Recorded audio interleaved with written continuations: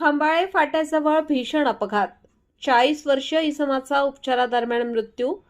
नातेवाईकांचा शोध सुरू. नमस्कार, मी अमिता गावंडे. कबीर न्यूज नेटवर्कमध्ये आपले स्वागत आहे.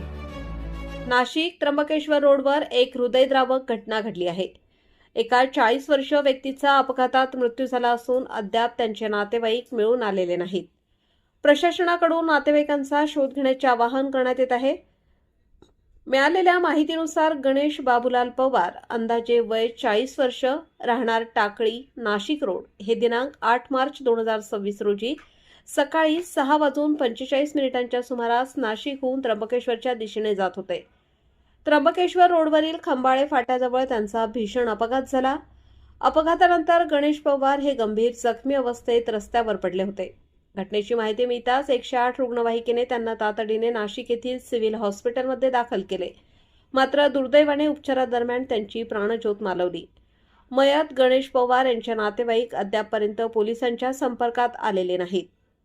कबीर न्यूज नेटवर्कच्या माध्यमातून आम्ही सर्व नागरिकांना आवाहन करतो की जर कोणी या व्यक्तीला ओळखत असेल किंवा त्यांच्या नातेवाईकांबद्दल माहिती असेल तर कृपया त्वरित त्र्यंबकेश्वर पोलीस स्टेशनशी संपर्क साधावा.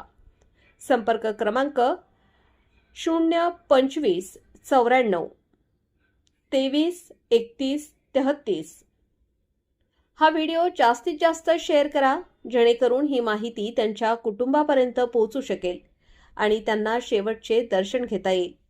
ताज्या बातम्यांसाठी पाहत रहा कबीर न्यूज नेटवर्क, त्र्यंबकेश्वर. धन्यवाद.